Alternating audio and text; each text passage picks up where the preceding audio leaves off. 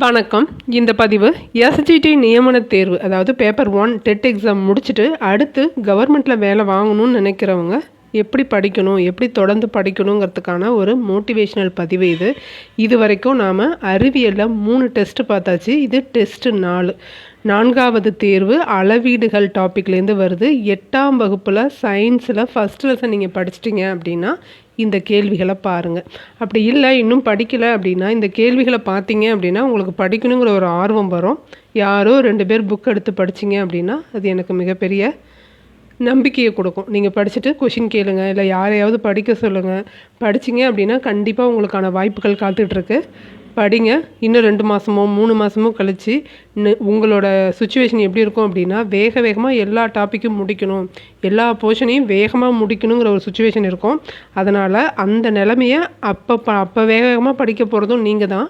இப்போ ஸ்லோவாக பொறுமையாக படிக்கலான்னு யோசிச்சுட்டு இருக்கிறதும் நீங்கள் தான். அதனால் அப்போது நீங்கள் எப்படி இருப்பீங்கிறத யோசித்து இப்போயே படிக்க ஆரம்பிங்க. படிக்கலாம். கேள்விகள் பாருங்கள். கேள்வி ஆன்சர் மட்டும் சொல்கிறேன். கேள்வி எண் 21. 20வது கேள்வி வரைக்கும் பார்க்கணும். 6th 7th அளவீடுகள் எல்லாம் ரிவைஸ் பண்ணணும், படிக்கணும் அப்படின்னு நினச்சிங்கன்னா ப்ளேலிஸ்ட்டில் இருக்குது. சயின்ஸு எஸ்ஜிடி டெஸ்ட்டுங்கிற ப்ளேலிஸ்ட்டில் இருக்குது. போய் படித்து பாருங்கள். துல்லியத்தன்மை என்பது ஆன்சர். துல்லியத்தன்மை அப்படின்னா கண்டறியப்பட்ட மதிப்பு உண்மை மதிப்புக்கு எவ்வளவு நெருக்கமானது அப்படிங்கிறது தான் ஆன்சர். 22வது கேள்வி, இயற்பியல் அளவீடுகளில் உண்மை மதிப்பிற்கு மிக நெருக்கமாக அமையும் மதிப்பை கண்டறியும் வழிமுறை என்ன? இயற்பியல் அளவீடுகளில் உண்மை மதிப்பிற்கு மிக நெருக்கமாக அமையும் மதிப்பை கண்டறியும் வழிமுறை தோராயமாக்கல். கண்டறியும் வழிமுறை தோராயமாக்கல். புவியியல் இருப்பிடத்தை காட்டும் அமைப்பு, புவியியல் வழிகாட்டும் செயற்கைக்கோள் அமைப்பு, பன்னாட்டு நேர பங்கீடு அமைப்புகளில் பயன்படுத்தப்படும் கடிகாரம் என்ன கடிகாரம்? ஆன்சர் அணுகடிகாரம். ஆன்சர் அணுகடிகாரம். 24வது கேள்வி, செவ்வாய்க்கோளின் காலநிலை பற்றிய தகவலை சேகரிக்க எந்த ஆண்டு நாசா மார்ஸ் கிளைமேட் ஆர்பிட்டரை அனுப்பியது? இதில் கேள்வி எப்படி வேணால் இருக்கும். மாற்றி இந்த பேரை கூட கேட்கலாம். நாசா அமைச்ச செயற்கைக்கோள் எதுன்னு கூட கேட்கலாம். மார்ஸ் கிளைமேட் ஆர்பிட்டர் எந்த வருடம் அனுப்பியது? ஆன்சர் 1998. 98 டிசம்பரில். 98 டிசம்பர் தான் ஆன்சர். 1998. மார்ஸ் கிளைமேட் ஆர்பிட்டர் எத்தனை மாதங்களுக்கு பிறகு செவ்வாய்க்கோளை நெருங்கியது? எத்தனை மாதங்களுக்கு பிறகு செவ்வாய்க்கோளை நெருங்கியது? நான் சொல்கிறதுக்கு முன்னாடி ஆன்சர் சொல்லுங்கள். 9வது மாதம். 9 மாதத்தில் அது செவ்வாய்க்கோளை நெருங்குச்சு.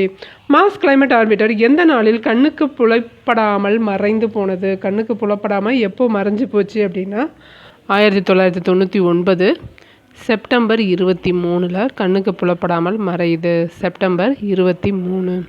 மார்ஸ் கிளைமேட் ஆர்பிட்டர் எந்த 2 குழுக்கள் விண்ணில் செலுத்துவதையும் வழிநடத்துவதையும் செய்தன? மார்ஸ் கிளைமேட் ஆர்பிட்டரை விண்ணில் செலுத்தினது ஒன்று, வழி நடத்துறது ஒன்று. அது எந்தெந்த குழுக்கள் அப்படின்னு தெரிஞ்சால் சொல்லுங்கள். 27க்கு ஆன்சர் கலிஃபோர்னியா, கொலரடா. கலிஃபோர்னியா, கொலரடா. அடுத்து 28வது கேள்வி, மார்ஸ் கிளைமேட் ஆர்பிட்டர் செயல் திட்டம் தோல்வியை தழுவுவதற்கு காரணமாக அமைந்தது என்னன்னு கேட்டிருக்காங்க. தோல்வியை தழுவ என்ன காரணம்? ஆன்சர் 2 குழுக்களும் வெவ்வேறு அழகுமுறைகளை பின்பற்றியது. 2 குழுக்களும் வெவ்வேறு அழகுமுறைகளை பின்பற்றியது. 29வது கேள்வி, மார்ஸ் கிளைமேட் ஆர்பிட்டர் செயல் திட்டம் FPS மற்றும் MKS முறைகளை பின்பற்றி கணக்கீட்டு பிழை ஏற்பட்டு தோல்வி அடைந்ததனால் நாசாவுக்கு ஏற்பட்ட இழப்பு. நாசாவுக்கு எவ்வளோ இழப்பு ஏற்பட்டுச்சு? 1.25 மில்லியன். 1 கோடியோட ஜாஸ்தி. 1 கோடிப்பு அப்படின்னு சொல்லுவாங்களா, அதில் ஞாபகம் வச்சுக்கோங்க. 1.25 மில்லியன் அப்பு அப்படின்னு ஞாபகம் வச்சுக்கோங்க. 1.15 மில்லியன் நாசாவுக்கு இழப்பு. மின்னோட்டத்தின் மதிப்பு ஒரு கடத்தியின் வழியே ஒரு வினாடியில் பாயும் எதன் அலகு என வரையறுக்கப்படுகிறது? மின்னோட்டத்தின் மதிப்பு ஒரு கடத்தியின் வழியே ஒரு வினாடியில் பாயும் எதன் அளவு என வரையறுக்கப்படுகிறது? மின்னூட்டங்களின் அமைப்பு என வர்ணிக்கப்படுகிறது. மின்னூட்டங்களின் அளவு என வரையறுக்கப்படுகிறது. 31வது கேள்வி, மின்னூட்டம் டேஷ் என்ற அலகினால் அளவிடப்படுகிறது. மின்னூட்டம் டேஷ் என்ற அலகினால் அளவிடப்படுகிறது. மின்னூட்டம் கூலும் என்ற அலகினால் அளவிடப்படுகிறது. அடுத்து மின்னோட்டத்தை எவ்வாறு கணக்கிடுவாய்? மின்னோட்டத்தினை எவ்வாறு கணக்கிடுவாய்? Answer I = Q/T. I = Q/T. மின்னோட்டத்தின் அளவு பை காலம். மின்னூட்டத்தின் அளவு பை காலம். மின்னோட்டம் மின்னூட்டத்தின் அளவு பை காலம். மின்னோட்டத்தின் SI அலகு. மின்னூட்டத்தின் SI அலகு கூலும்னு பார்த்தோம். மின்னோட்டத்தின் SI அலகு ஆம்பியர். ஏங்கிற அலகால் அளப்போம். மின்னோட்டத்தின் SI அலகு ஆம்பியர். மின்னோட்டமானது எந்த கருவியால் அளவிடப்படுகிறது? மின்னோட்டமானது எந்த கருவியால் அளவிடப்படுகிறது? Answer ammeter. Answer ammeter. 2 coulomb மின்னூட்டம் ஒரு கடத்தியின் வழியாக 10 வினாடிகள் பாய்கிறது எனில் கடத்தியில் பாயும் மின்னோட்டத்தை கணக்கிடு. 2 கூலும் மின்னூட்டம் ஒரு கடத்தியின் வழியாக 10 வினாடிகள் பாயுது அப்படின்னா கடத்தியில் பாயும் மின்னோட்டத்தை கணக்கிடு. Answer 0.2 ampere. 0.2 ஆம்பியர். ஒரு மோல் என்பது பொருளில் உள்ள துகள்களின் எண்ணிக்கையோட அளவு என வரையறுக்கப்படுது. இங்கு துகள்களின் எண்ணிக்கை எவ்வாறு இருக்கும்னு கேட்குறாங்க. ஒரு மோல்னா என்னது? பொருளில் உள்ள துகள்களின் எண்ணிக்கை. அந்த எண்ணிக்கை எப்படிலாம் அமையும் அப்படிங்கிறதுக்கு கேள்வி. எப்படிலாம் அமையும்?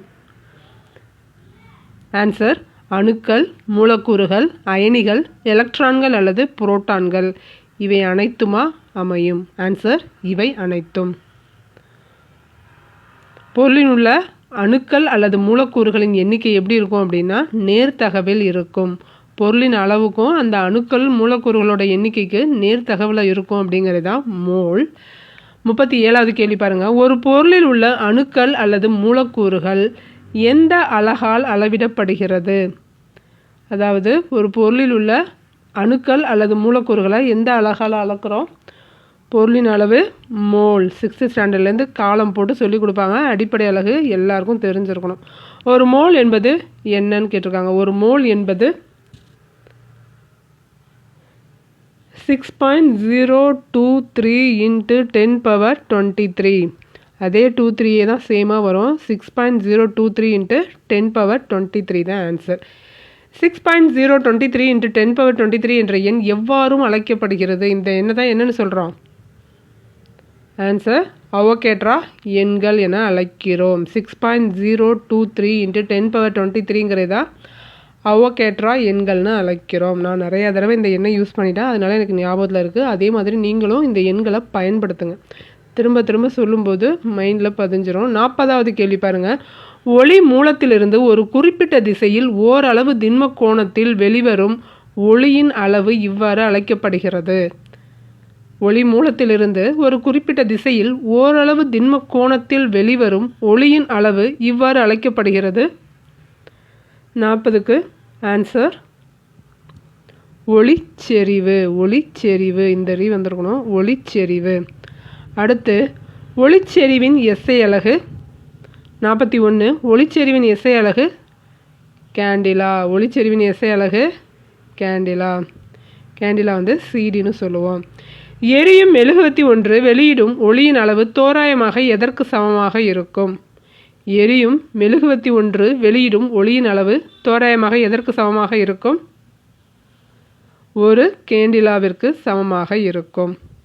அடுத்து ஒளிமானி அல்லது ஒளிச்செறிவுமானி எதனை அளவிட பயன்படுகிறது? இந்த லீ கிடையாது. இந்த லீ. ஒளிமானி அல்லது ஒளிச்செறிவுமானி எதனை அளவிட பயன்படுகிறது? 43க்கு ஆன்சர் ஒளிச்செறிவை அளவிட பயன்படுகிறது. ஒளிச்செறிவினை அளவிட பயன்படுகிறது.